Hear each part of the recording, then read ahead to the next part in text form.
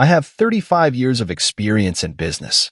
I started as a pool attendant at a children's pool and built a business that grew to over $5 billion in revenue in just 6 years. Along the way, I've successfully completed several exits, including one for Warren Buffett's NetJets and one for Coca-Cola.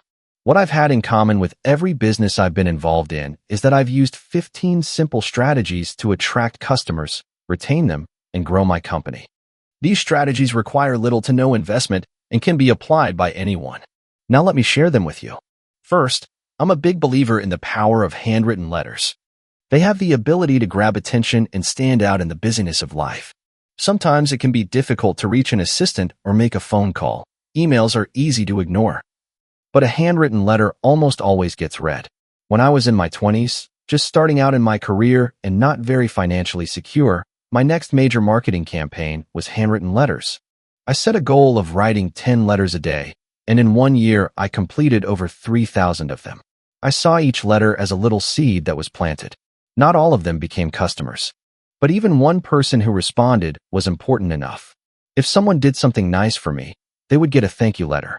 If someone tried something, inspired me, or if I read their book and learned something useful, they would get a letter from me.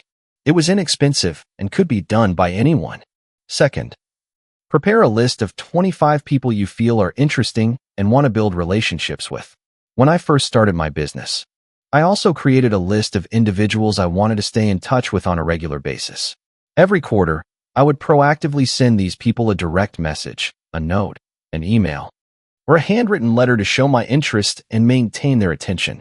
This made it easier for me to reach out when I ran into any of them. Now, I am not waiting for opportunities to come to me. I am proactively creating opportunities, like playing offense instead of playing defense. I sent you a letter before, not sure if you received it, but the main goal was to send a sincere greeting. These letters or messages are usually just the beginning of a conversation and are always one-way communication, not expecting anything in return. For example, if I know a music executive is into surfing, I might send them a video of great surfing spots or information about hotels that would be a good fit for their trip, whether it's a text or a letter. It's all sent on a quarterly basis with the goal of continuing to connect in a natural and effective way. Third, try meeting people. Most of them may not read their emails or not get all their calls. But most of them manage their personal social media and often read DMs. I want to share an interesting story with you. One day, I received a DM from a total stranger. He didn't know me, but he gave me an unexpected opportunity. He said, "Send me your business logo. I'll send you some free samples of your logo, like t-shirts, hats, or pencils. See if you like it. It doesn't cost you anything. All you have to do is send me your logo." I have a lot of friends in the advertising and design industry, but getting a random DM from this person made me curious. I decided to send him the logos as he said. And then, just a week later, he sent me all those products, just as he promised. Ultimately, that led to me hiring him to handle all of my advertising needs. With a simple direct message, he won all of my business. Direct messages are truly valuable and can be incredibly effective. So, every Wednesday, pick a restaurant in your hometown as your go-to. I think it's important that wherever you live, there's a restaurant that you can go to regularly, and if possible, it should be a cozy, friendly place. When it's peak season and you have guests coming over, you can easily contact the manager or the front desk to make a reservation. For example, you call, "Hi, I'm Jesse. I'm going to eat with 4 other people. Can you get us a table at 8 p.m.? This will make it easier to organize small events or parties. You also want to be able to walk into your favorite restaurant with a guest or potential partner and be greeted by a friendly, welcoming person. They'll say, "Hi, Jesse," and you'll feel at home, familiar, and loved. This is easier to create than you think. Just stop by the restaurant regularly. Say hello, remember the names of staff or familiar faces, say thank you when you leave. Leave a thoughtful tip. Even write a small note like, "We had a great meal. Thank you for your great service." These little gestures really make a difference. People want to feel respected and cared for. They need to know that their contributions are recognized. This doesn't just apply to business, it can extend to every aspect of your life. Even when you're enjoying a meal at your favorite restaurant. Thursday, the 3 Cs: praise, congratulate, and comfort. Business may be all about transactions, but relationships are not. They can go beyond that. When you build deep, genuine, meaningful relationships with people in your inner circle, potential customers, current customers, employees. Your kids, if you're a parent, you find doors open. You get referrals. They stick with you when the business gets tough. They're there to pick you up. The way I build those relationships is through praising, congratulating, and comforting people in my inner circle. To illustrate, here's an example. Jimmy, I'm Jesse Edler. I just heard your son got accepted to Duke. If my kids do, I'm over the moon. My family is really happy for you, your son, and your family. If you get the chance. When someone in your inner circle achieves something worth celebrating, take the time to congratulate them, compliment them. Call them and genuinely compliment them for something meaningful at a time when no one else might. And lastly, comfort them. If someone in your life is grieving and you don't reach out, they won't forget. There's no question about that. They will always remember it. Friday, hotspot. When I was in my early 20s, I was living in California, living on my friend John Cornick's couch, trying to make it in the music industry. One day, he took me to lunch at the Beverly Hills Hotel. As I sat there, I looked around and noticed familiar faces. The CEO of a major movie theater chain to my left, a business mogul to my right, and right there was one of the world's most famous actors. It seemed like everyone in Hollywood was hanging out at the Beverly Hills Hotel. You have to have a hotel reservation to get into this restaurant, right? I asked. But my friend just smiled and said, no, anyone can make a reservation here. From then on, it became my office. I started coming here every day to observe and learn. From how people greeted each other, how the big guys did business, to how they behaved and interacted. I gradually understood. Every city has hotspots like this. If you know which restaurant all the real estate tycoons hang out at what time, that's where you should go. Or like the happy hour that all the Wall Street investors go to. Join because it's not only free but open to everyone, regardless of your bankroll. Step 7 is to buy cheap seats. When I lived in New York in the 90s, people would go to Knicks games. I would buy the cheapest tickets as long as I was in the building. Once you're in the building, great things can happen. If you're not there, nothing can happen. For me, when I was starting out, the most important thing was to be where the people were. Whether it was a restaurant or a sporting event, just being in the space was enough. You don't even have to be in your seat. Go straight to the bar, meet people, and talk to them. 8th, stand up before meetings start. If you go to a meeting and are already sitting in the lobby when someone walks in, you know you have to stand up, straighten your clothes, and say hello. That shows low energy. This is an important principle that we always apply at Marquis Jet. When you walk into a meeting, you stand. When they come in, you smile, greet them with confidence and high energy. Sitting still will make you feel lethargic and unenthusiastic. You do not enter a meeting with such a superficial attitude. Remember that a meeting can change your life, so you need to be well prepared both in energy and in readiness. Walk into the room. Stand up straight, exude confidence, and be proactive in every gesture when greeting. Don't take this lightly, as simple or even trivial as it may sound. Sitting still means you're bringing in low energy, which is never productive. 9th, follow up and capture everything. After a meeting, it's a great opportunity to create another point of contact. This is where you can recap the meeting, make a request for an order, or thank someone. Most importantly, you can take the time to think things through and organize your thoughts.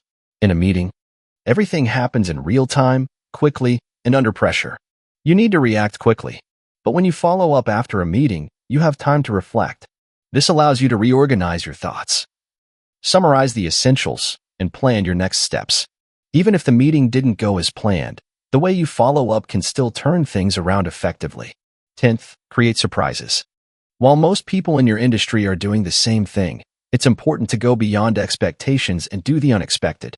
When I owned Marquis Jet, clients often thought I was just helping them at the airport, carrying their luggage to the plane, handling emails, and answering messages. But instead of just doing those things, I always tried to bring unexpected value. For example, when I learned that a client was going to Mexico with their family, I prepared a list of 10 trusted pediatricians. John, I know you're traveling with your kids. Here's a list of doctors I've vetted.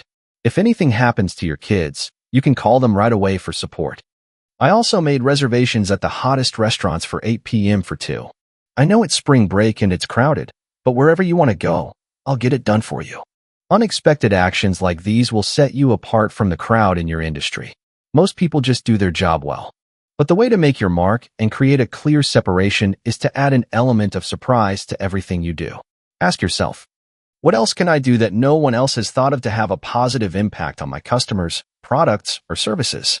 When you proactively answer that question and genuinely go above and beyond, the results are huge. Number 11, live where your feet land.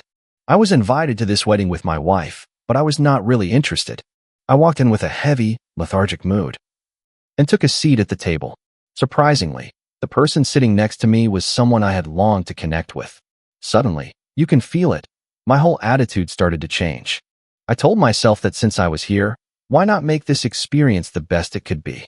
Why should I be gloomy when I could choose a more positive attitude?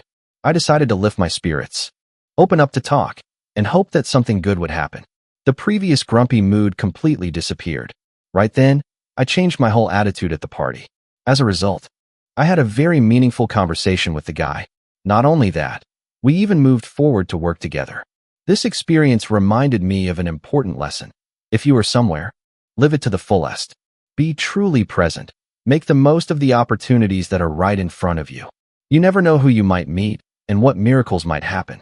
Number 12, come back. The most meaningful relationships and potential business opportunities often come when everyone else has left. I can't count the number of times I've made a deal because I was the last one left at the bar. Being an entrepreneur is not just about hard work. It's about creating your own luck. And luck comes in the door if you're sitting on your ass, staring at the TV. Luck comes when you put yourself in situations where the universe can respond to your efforts. When you're willing to be out there, early and long, you're creating the best opportunities for business to come your way. Staying in duplicate when there's a lock. There have been times when I've been back to the office after a party, a meeting, or just an evening at the bar, and I've unexpectedly been stopped in a big deal. At that time, people often said, "How lucky are you? How can you sell?" My answer was always simple. I was the only one left. I stayed. Dear number 13, writing emails is an art, and to ensure your emails are effective, here are some things to keep in mind. The first and most important thing is the subject line. This is the deciding factor whether the recipient is interested enough to open your email or not. A catchy, concise, and purposeful subject line will make a big difference. You can use a simple style, a little humor, or directly state the purpose of the email by choosing words that attract the recipient's attention.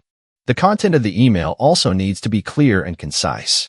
Go straight to the point so that the reader can easily understand what you want. Before sending, read the email several times. Put yourself in the recipient's shoes to evaluate. Ask yourself, if I were the recipient, would I want to read and respond to this email? These things will help you improve the content and appearance of the email significantly. You should consider every word to make your email shorter while still getting the point across. Don't forget to include a clear call to action, CTA, to direct the recipient to the next step you want them to take. Email is more than just text. It's a powerful communication tool. So take the time to write it carefully and strategically. Remember, a well-thought-out email will help you achieve your desired results most effectively. Number 14, be a connector. It doesn't cost anything to connect two people. Simply put, it doesn't require any special skills, but when you create a link between person A and person B, you are bringing a new light to both of them. From that moment on, you are responsible for a connection that can bring great value. I always remind myself, in my own journey, that it is important to remember the people I meet and their interests. If I know someone who loves running, I will try to connect them with a race director. For me, this is always a priority. Simply because creating connections between people who share the same passion is completely free and sometimes brings practical benefits. When you are a connector, people will remember you and appreciate it. This is truly a valuable thing. Number 15, be known for something. I have a special friend who surprises my family with a huge, unique, and different candy bucket every Halloween. He has become our Halloween guy. Another friend of mine wears bow ties all the time, so everyone calls him Bow Tie Guy. I personally love wearing ski hats. I'd probably be considered ski hat guy. In a world of 8 billion people, and especially when you're in a competitive business, it's important to stand out in an authentic way.